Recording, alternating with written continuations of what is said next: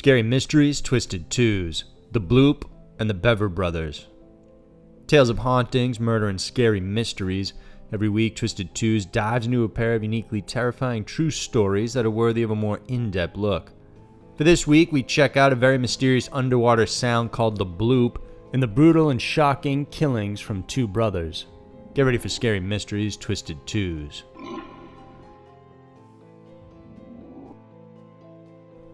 Number 1. The Bloop. First heard in 1997, the Bloop was a mysterious underwater sound recorded using hydrophones and captured across the Pacific Ocean. The ultra-low frequency was heard by listening stations, including those of the National Oceanic and Atmospheric Administration, also known as the NOAA, despite the fact that they were set as far apart as 5,000 kilometers from one another. So what exactly was the Bloop? When they first heard the noise, various scientists were equally mystified.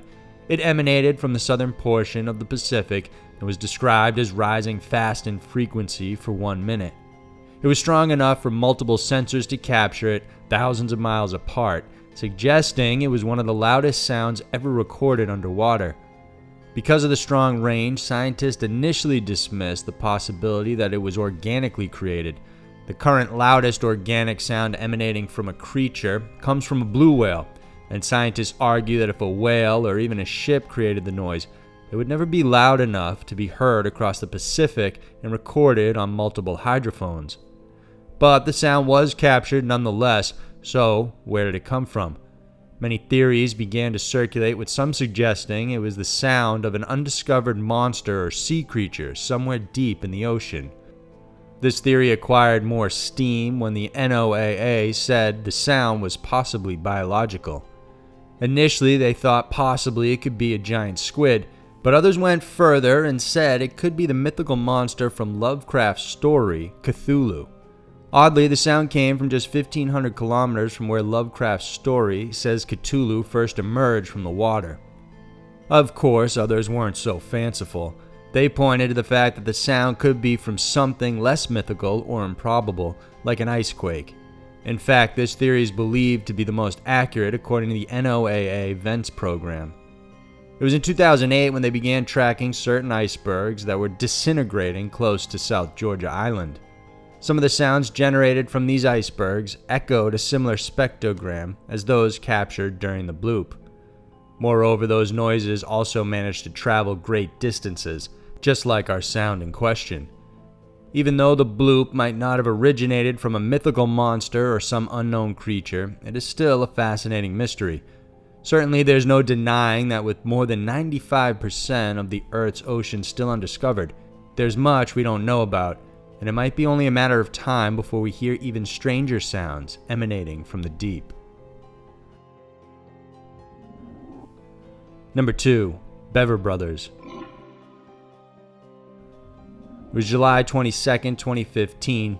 The Bever family from Broken Arrow, Oklahoma just got back home for dinner after spending the day bowling. Described by neighbors as a family that kept to themselves, little was actually known about them. No one in the area even knew the couple or the children by their first name.